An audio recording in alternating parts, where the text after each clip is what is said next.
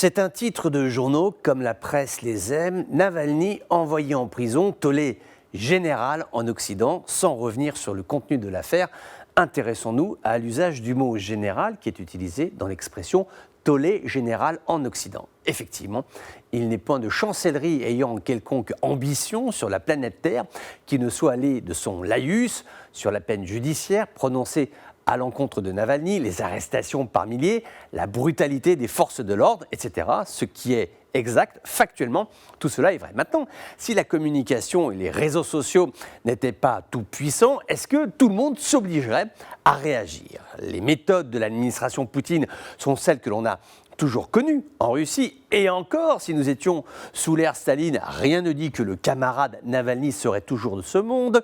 On peut également analyser l'attitude de Moscou comme étant un signal de fermeté à l'égard de la relation transatlantique qui compte un nouveau locataire à la Maison-Blanche.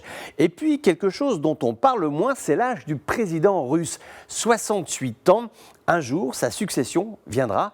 La maison Russie doit fonctionner comme il souhaite que cela fonctionne, au moins en préparation de la succession. Bon, une fois qu'on a dit ça, est-ce une raison pour que tous les pays occidentaux s'offusquent de la situation actuelle? Tout cela, n'est-ce pas un peu grégaire? Quand une capitale s'exprime, les autres s'y mettent immédiatement pour ne pas donner l'impression d'être désarrimés au fil de l'actualité. Où s'arrête la conviction, où commence l'affichage politique?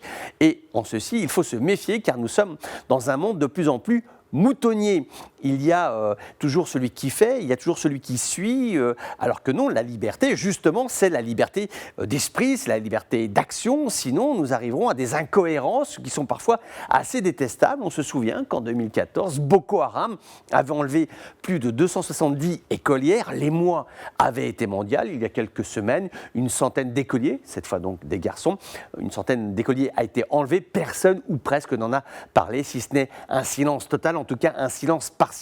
Que faudra-t-il faire si un jour il faut s'émouvoir de Chibok, le lendemain on nous demande de nous émouvoir de Navalny? Qu'en sera-t-il demain? Où nous conduira la bonne conscience des gentils petits moutons qui se donnent bonne conscience en s'emparant de la conscience des autres? Moutons de Panurge, moutons sapiens, ceux qui ont pleuré le Darfour hier, aujourd'hui Navalny, entendent-ils à peine aujourd'hui ces massacres qui se produisent au Darfour?